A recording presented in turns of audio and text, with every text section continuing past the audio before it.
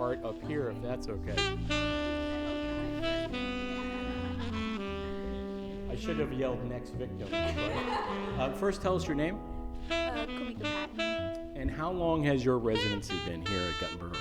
I'm pretty sure about 3 months. I might be off by a couple of weeks, but yeah. Were you aware of this place in any way, shape, or form? I actually found it through NYFA, which is the New York Fine Art website, which you can find all different kinds of grants and art residencies and opportunities and things of that nature. So yeah. Had you been to Guttenberg, New Jersey? No, I didn't even know it existed. I'm super happy I found this spot. It's super cute, kind of hip. It's a nice place with nice people. Right. Amazing food. I've had some great food. They treat you well here. And I guess they used to do, I heard two things, embroidery and dental lab here. They made dentures. Can you believe that? I can't believe that. But I've seen a couple of places walking down a Bergen line. It's like dental, so I believe you. Let's talk about what you decided to do for your installation here. There's one very large piece, and hopefully there'll be visuals that go with this so we won't have to describe what the piece is. But how did you set about constructing this, and what was the overarching goal for you? Well, oh my goodness, I never know how a piece is going to turn out, but I did sketch in my sketchbook this spaceship collecting all of this cash somehow, and I'm glad I got to bring that vision to life. But every time I come into the studio, I pretty much do something new. So first I started off with these blue ballpoint pen money bags with these eyes just emerging out of them, and I was like, oh, this is super sci-fi. How crazy can I actually go with this scene?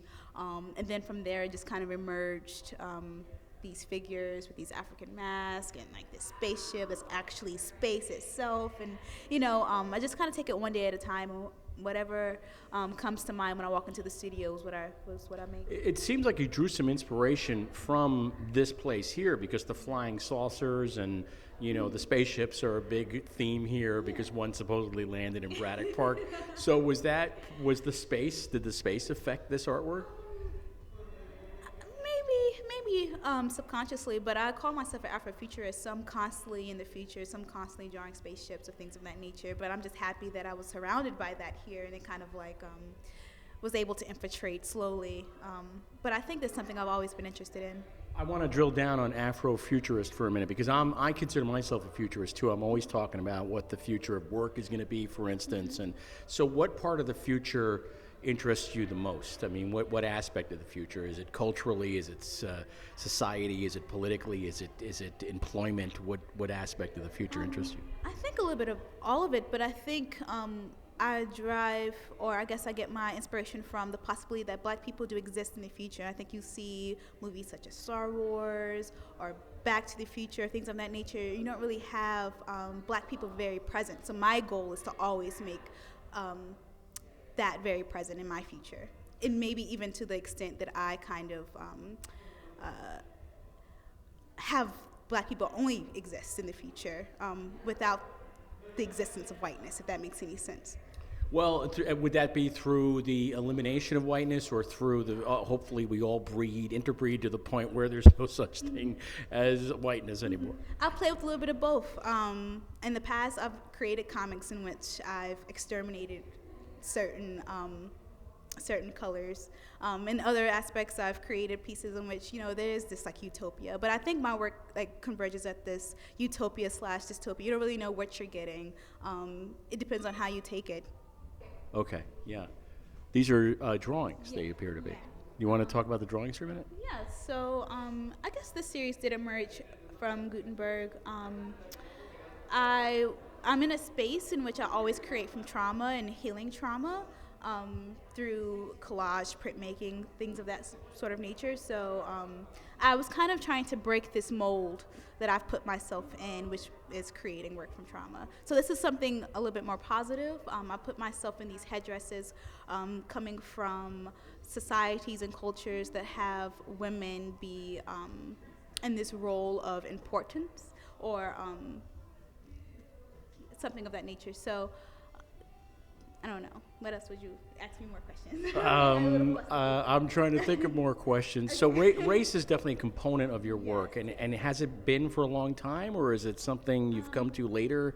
No, I It's always been something that I've included into my work just because work usually comes from my childhood, me growing up, and I am an African American female, so I have a different upbringing than, say, a white male. So I try to put that in the forefront always.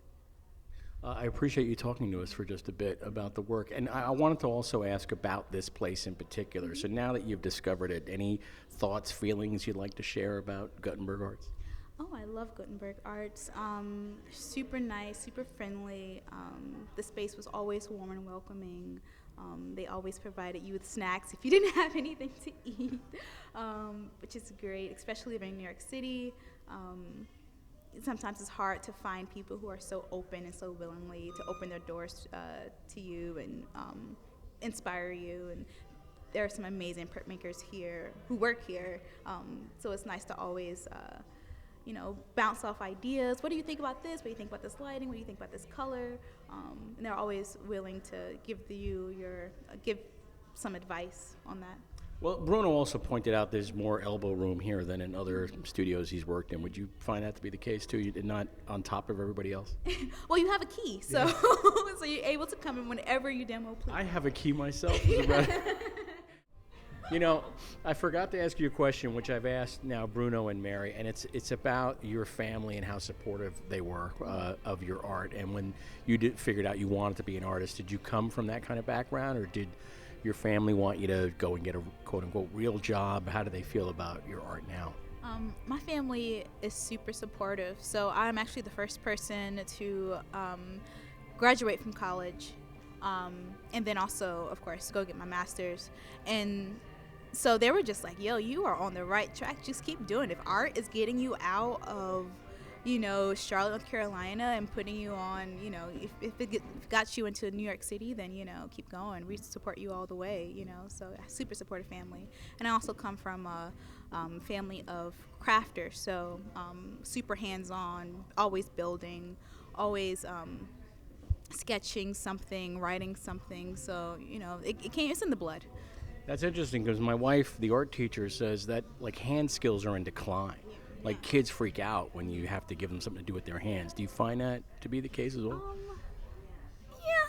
I think it's also because it's where we see importance, right? So if we don't consider handwriting, if we don't consider building blocks as important, but more so, or even more so than computers or something like that, then of course that's what the kids are going to gravitate towards because that's where the attention is for. So if you bring attention as a teacher or educator or as a parent to hey, let's work on drawing, or let's, then of course the kids are going to be excited about that. So they're going to continue to do that and get excited about that. So it depends on,